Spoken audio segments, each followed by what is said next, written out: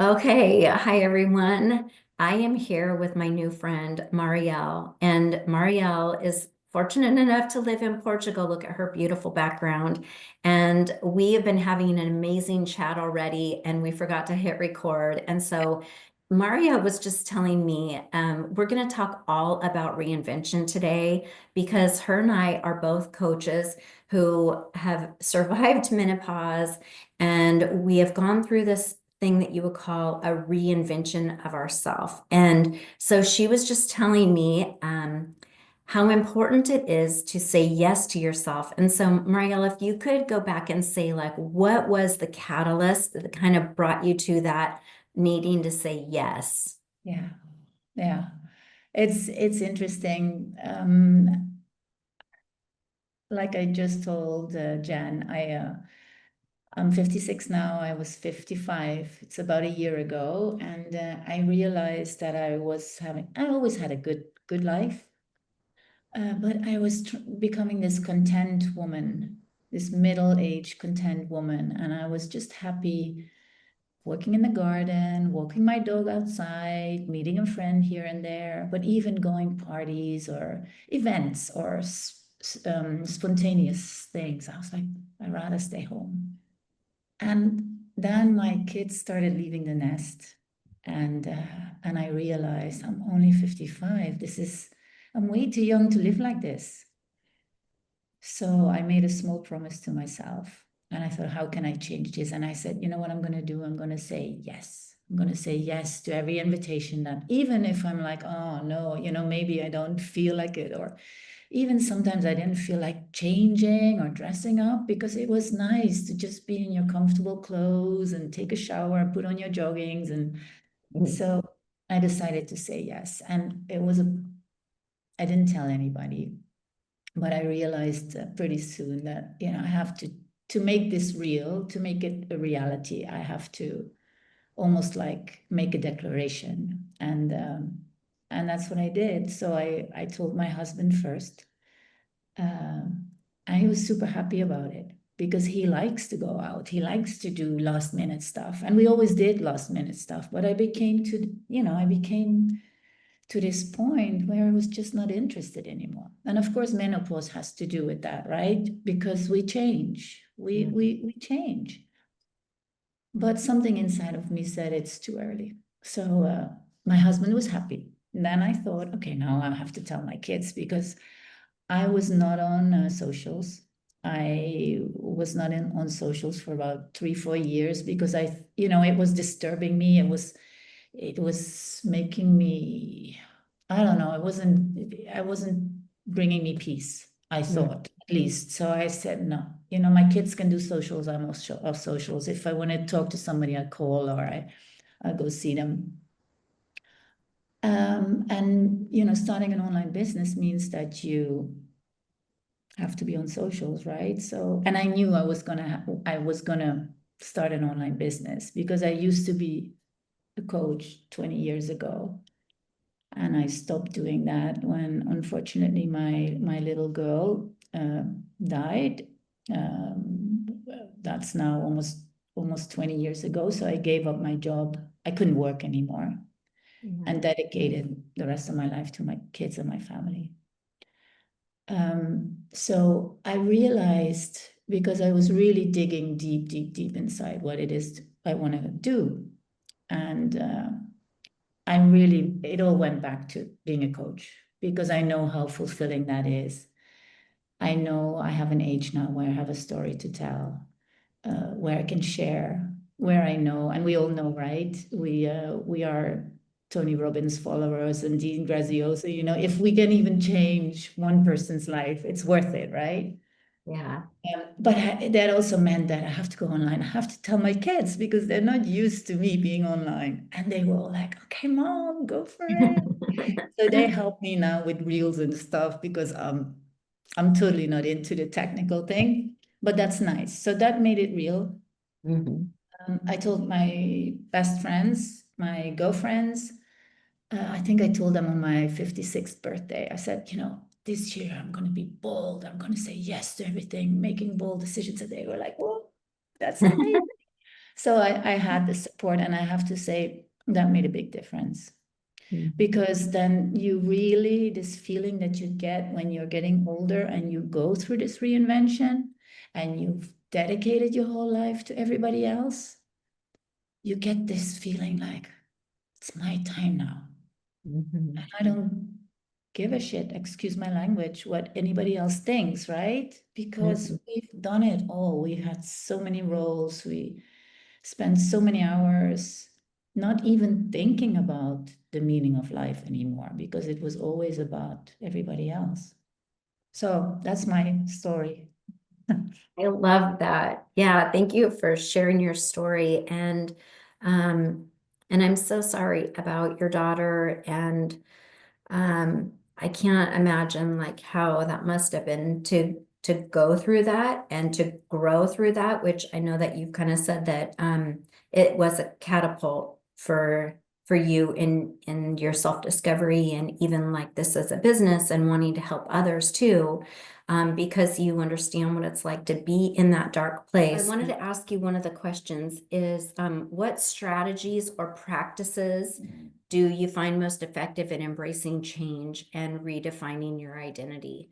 Because a lot of people might be in a time where it is the rough time and they haven't figured out how to get to that next step. Are there any strategies or practices that you recommend in your saying yes to life class? There are different ones, but for me, what always has worked for me, I used to be a competitive swimmer, and I've always been a sports girl. So I've done some half Ironmans in transit, actually in while I was reinventing myself before and didn't know what to do. I thought, okay, I need a big goal. I need something that scares me, right? And I did two half Ironmans. That's Uh, amazing. yeah, so for me, the what really works for me, and I think it works for most people in different levels of intensity, maybe, is look after your health. Start looking after yourself. Self-love, self-care. Start moving if you don't move. Try to eat healthy if you don't. Mhm. Uh, Focus on your sleep because with that, you will be able to take the little steps that you need to start making the change. Yeah, And you that's. don't have to do massive actions, but you need to be strong enough to take those first little steps. Mhm. So for me, that really works. And the women I coach now, I always encourage them to start moving, start really go look at your diet because also in midlife, we need different things, right? We Mhm. don't, I don't eat the same anymore. And I used to cook for my family. I used to cook for my teenagers. I used to make meals for everybody, and then I would eat that as well. And now half of the time I make my own. I make my own because I know what my body needs now. Mhm. So in that respect, I think that's a good way to get started. Yeah, and there is some analogies too with that, because it's like if you're physically getting stronger, then it almost kind of helps your mind to get stronger too, Absolutely. right? Mhm. Absolutely. And you So, how did you find out what your body needed for fuel? Because I know with menopause, your body changes very drastically, and it's hard to yeah, sometimes navigate like where to go next with your yeah. health. Do you have any tips? Well, again, I think it's very personal. I think diets or nutrition, it's very very personal. It's not one fits all. So for me, I used to be very plant-based. I'm not a vegan at all, but I would give my chicken to my kids, right? And I would have extra salad or vegetables or whatever. And I noticed that that's not the way for me to go anymore. I need my protein. I've opted my protein, so I'm really conscious that I have around 100 grams of protein every day. Mhm. And I think what is a really big game changer is taking creatine. Yeah, I started taking creatine It too. is, and I started going to the gym because I'm like I said, I used to be a swimmer, so swimming is always an easy way for me to get back into sports and movement, and I love yoga and I walk. So, but that's all cardio, right? Mm-hmm. So, and I had a bad case of COVID a few years ago, and I lost a lot of my muscles. So I'm back in the gym now, Mm-hmm. and I feel so strong with Ah, the movement, with the I really feel it in my swimming as well. I'm much stronger. It's just much wow. easier. Everything gets easier. And then we need to maintain our muscle mass, right? Because that's another thing in menopause. It just disappears if Yeah. we don't maintain it. That's true. I know. Another thing that I've read from people is to wear a weighted vest. And so, do you wear a weighted vest? Oh, No, yeah. I think I move enough. Yeah. Yeah. But it's a good thing, especially if you have, you sit a lot and you just have, you're not able to go for, Mm, outside for a run or for a walk. Then the yeah. little bit you walk, it's the extra weight helps. Yeah. Hmm. I love that. I love focusing on your health. Okay, let me see. I have another question for you.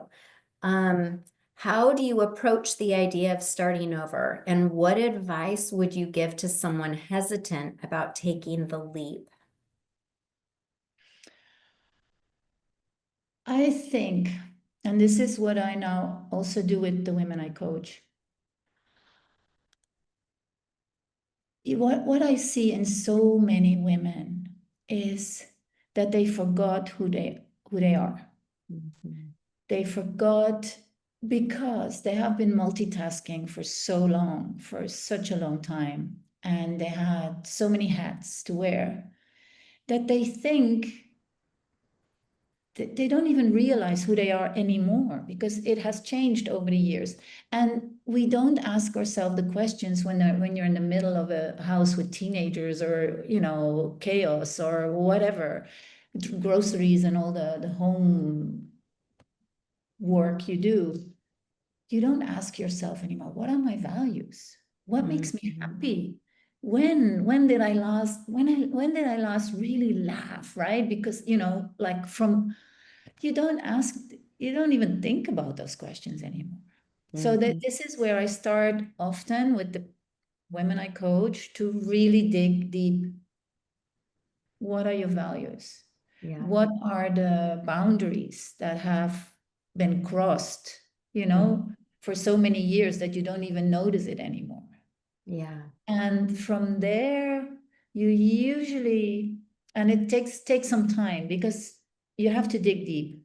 Mhm. From there, usually people or women start to find a direction where they say, actually, when I was in that city, doing that kind of work or having that kind of conversation or listening to that kind of music, I remember that Mm. was one of the happiest moments of my life. And it was because of ABCD, right? Yeah. So it's like, it's reinventing who you are today. I love that you said that because that was one of the first things that I did too was I started evaluating what were my values.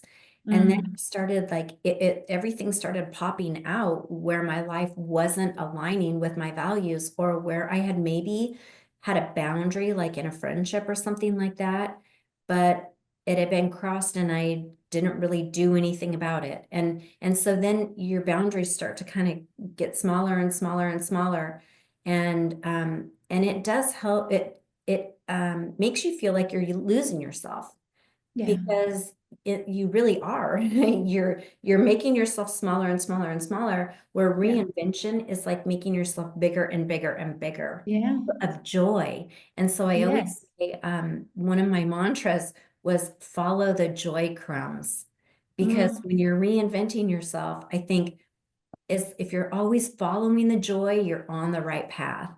If something like I got to the point where if I didn't have a full body yes on something, then the answer was no, because yes, there was some kind of hold back. And so I started saying no to a lot more.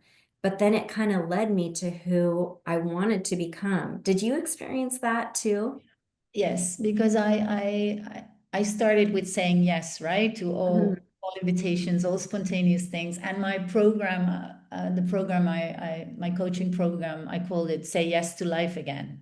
Mhm. But there's a big thing that every no, every conscious no is in the end a big yes to yourself. Because that's Exactly. saying no to the things that don't serve you anymore. But again, you need to be connected to your inner voice. You need to listen to yourself. You need to connect with how you feel. Because if you do that, you know, Mhm. and you will take a decision that you feel confident about because that is the direction you need to go. And the scary thing is that not everybody might like that, right? You Yeah. might have friends or acquaintances or who say, "Ooh, I don't like that direction you're going." But Mhm. there's not really a way to stop you if you feel it. Then you Yeah. just have to Yeah. listen to it, I guess, to become the person you're supposed to be. What do you tell your clients as far as like, how do you pay attention to your own knowing and tune out everything else? Like, that's so tricky. I I'm a good listener, I think. And before I start working with women, I have a really long clarity call to see if I think I can help them. And I will not take on a client if I'm not convinced that I can help. So, and then I listen Mm. and I make a ton of notes. And very often these women come with questions and doubts, and they already told me. I didn't tell them. They already told me what it is they're longing for, what it is they want. They just Mhm. maybe don't dare to say it out loud. I don't know, but they already told me, maybe not in those exact words, but I always tell them, I said, you know already. Yeah. So it's not, this is, I think, the beauty of coaching, right? Mhm. That a lot of people have the knowledge already inside, but they're so used to this other identity or to this people this person they used to be, that they don't even realize that they already know the answers. Yeah. I know it's And I hard. think, and I think it's also what after my declaration to my inner circle, I got a coach myself. Mhm. So I committed to a coach for a year, which I really like the idea. So I'm not in a hurry. I'm not, I'm like, okay, I need somebody for a longer period of time. This is a marathon, it's a process, it's not a sprint, to help me step by step go through this reinvention myself, or at least give it a strong foundation.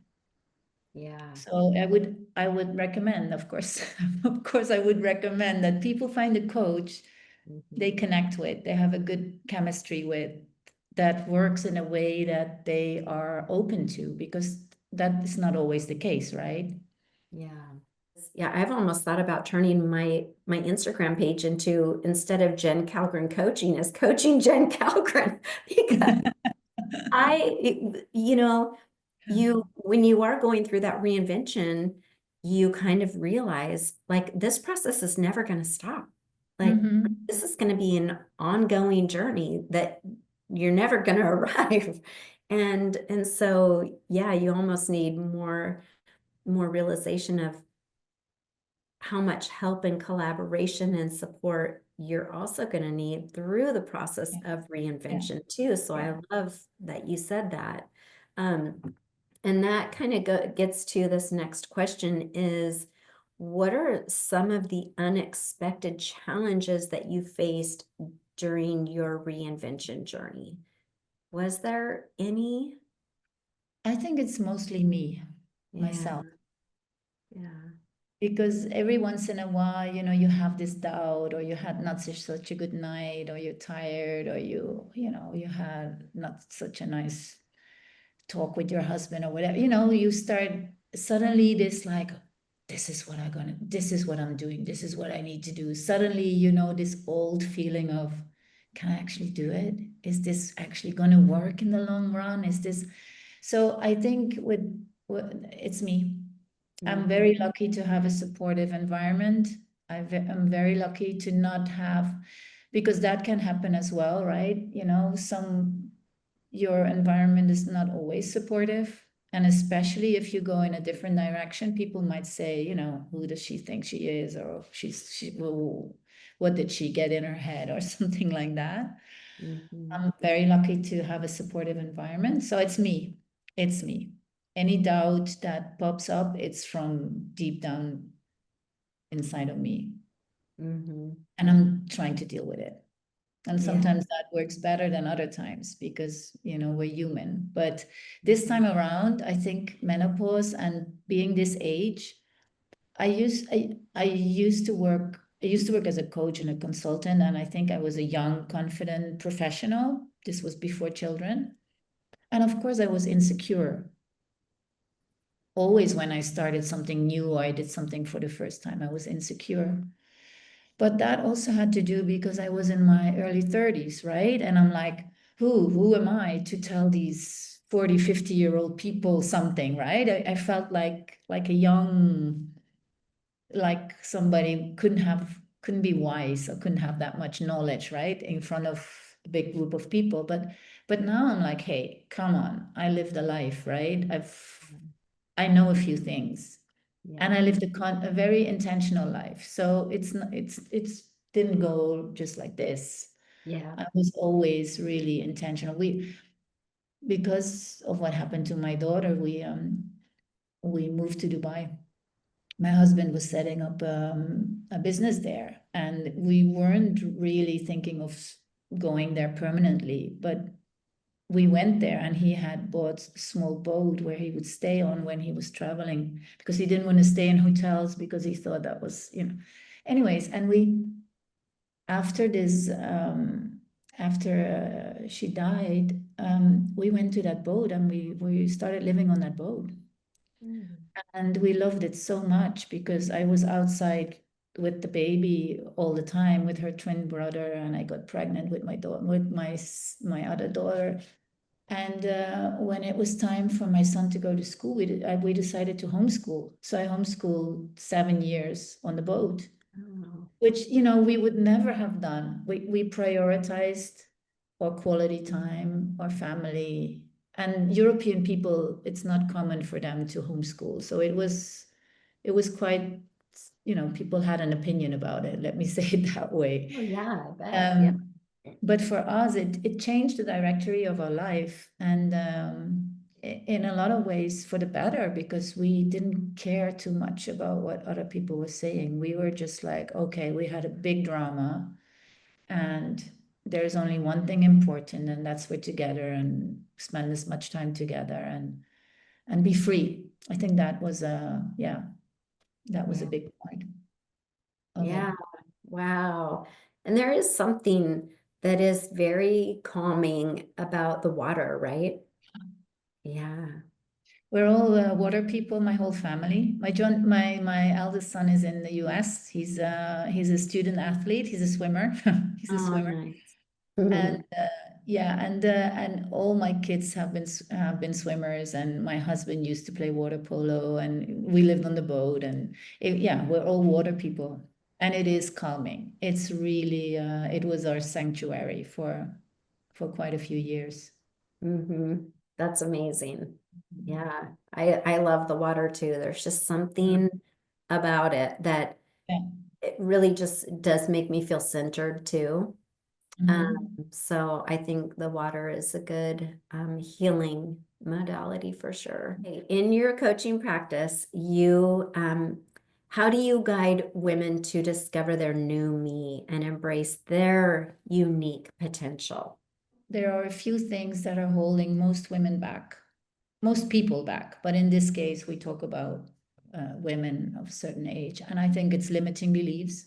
Yeah, And everybody has at least one, yeah. usually one big one, and then maybe some smaller ones. So you have to. find that out, sort it out, deal with it, reframe it. Mhm. And another thing is that I find this also, and I recognize it in myself, you know, again, we've been multitasking for so many years and it's all about everybody else. We don't celebrate. We don't Mhm. see what it is we do. We only see the two or three things that we didn't finish at the end of the day. So it's kind of never enough, right? It's never good enough. It's never, while I'm trying to focus on that with the women I coach and say every little step that you take in that direction you want to go, even if it's this small, you Mhm. have to stop, think about it, and celebrate it. Even if you only do like, yeah, or whatever, or Yeah. play your favorite song, but just Mhm. recognize that you made a step Yeah. and it's a win. Yeah, I love that. And that's one of the things I love about our group too, is having a group of women around you that I feel like the reinvention process is done so much better and easier inside of a group of other women who can encourage you and support you because we kind of are our own worst, our mind is our own worst enemy. Yes. Because we do, like just today, I was telling you how I was doing the dishes, and I'm like, should I have never done this self-renewing process? Like, and you start to double guess yourself. Yeah. And if you have women around you who say, no, you know what you want to do and you have big dreams and they spur you on, I Yeah. feel like that is a life-changing thing that you can't get by yourself. It's hard. You can do it. You can definitely give yourself a pep talk, but it's so much easier to have someone outside of you see what they see in you. Um, Yes. like the strength, the things that you've done with raising your kids on a boat, homeschooling them, running the marathon, like I can remind you what strength I see in you that is going to be so much more impactful than if you try to remind yourself because you're going to discount it. But I can say, no, don't discount that. Like that's There's amazing. a really nice exercise that I do with the women, usually in the beginning of the process, and like we call it the reversed bucket list. So instead of what it is you want to do in the future, you go back as long as you want, and you write down everything you've done, even if it's tiny little thing like I don't know, feeding or rescuing baby cats or something. I don't know, whatever you've done, you write it down, and anything you're proud of or anything that means something to you, and you usually get a really, really long list. And reading that is like it's so powerful because then you can connect the dots because it's not just in one area where you've done things in many areas, and if you connect the dots, it really makes you feel like, hey, I am somebody, I did a bunch of stuff, right? It's Mhm. very powerful. Most I people love find that. it very positive exercise. Yeah. Yeah. And in fact, I know that it's valuable to listen to a conversation like this for anybody who's listening, but I would even challenge if you're listening to this, I would challenge you when you get done to take a few minutes and actually do what Marielle just said and do a reverse bucket list because that could be such a powerful thing for a woman. And this is all geared around conversations on living your purpose. And someone who might not know what their purpose is it ever possible when you look at your reverse bucket list to actually start seeing your purpose maybe woven Yeah. through? Yeah. Yeah. Because when you think of being proud of something, it's a feeling, right?